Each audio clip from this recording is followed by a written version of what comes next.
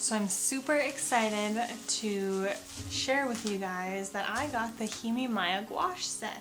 The jelly gouache that you see everywhere, especially on YouTube here.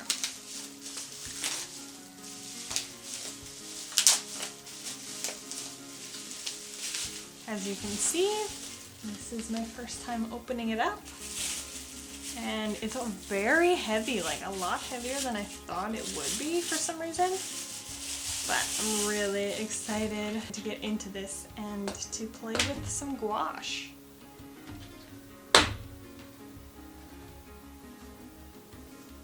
Okay, so on the inside here they have a removable palette, so you can use the lid and the palette if you need more space.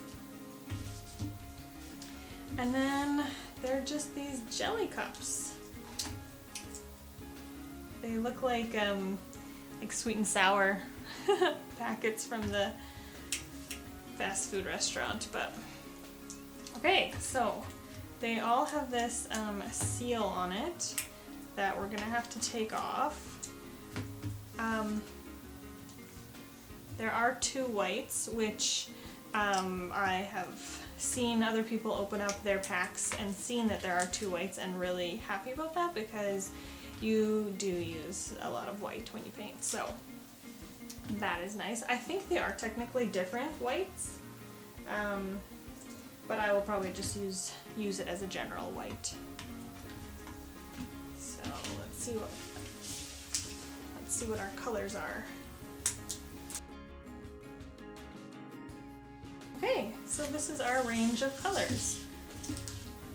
I'm pretty happy with it. I mean, I'm going to be mixing a lot of it anyway to make my own colors, but yeah, I think I like it. Now we'll just see if we can get a color range in here set up to how I like it.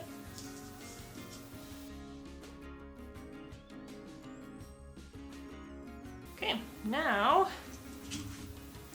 just wanted to see if this came apart at all. It kind of looks like an ice cube tray. Okay, so I've heard that there is a bit of a struggle with opening these, and I've also heard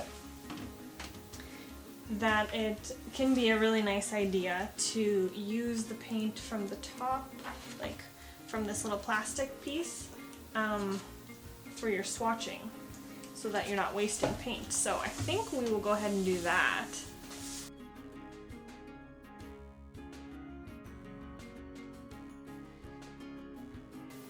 Okay, so right off the bat, this blue one looks like really oily or something.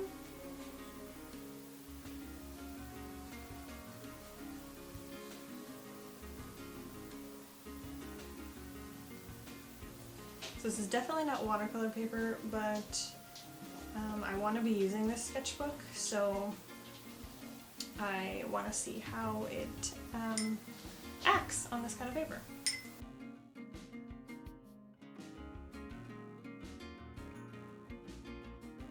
Okay, so it has actually been a couple of days since I did these swatches, and they did dry nice and matte, and they did wrinkle the paper quite a bit, so it's a good thing that I had protected the other page.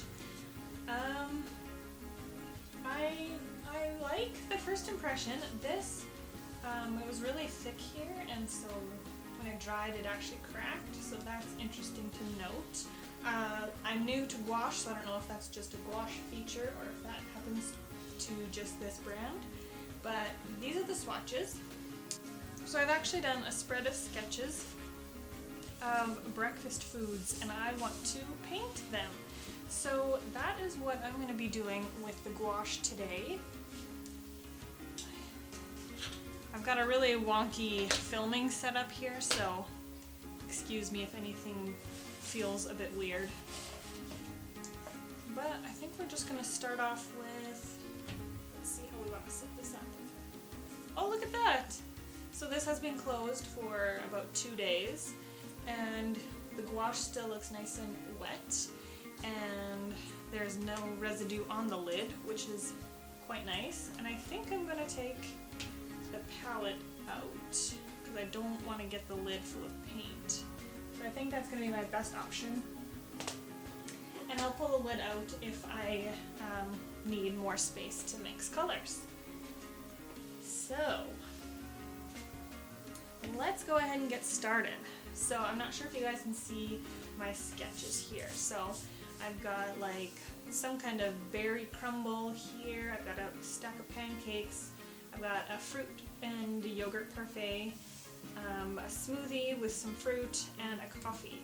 So there's gonna be a lot of, I guess for these three, there's gonna be some like beige brown tones, and then all of my reference pictures were strawberries, raspberries, blueberries, and this one has banana and kale. So I am new to gouache, and I believe you work in layers, but you can also dilute and you can build up lights on top of darks. So those are the key things that I remember from other videos that I've watched about gouache. So do we want to do just let's do our base shapes first. Should we do our base shapes first? I think that might be a good plan. So, okay.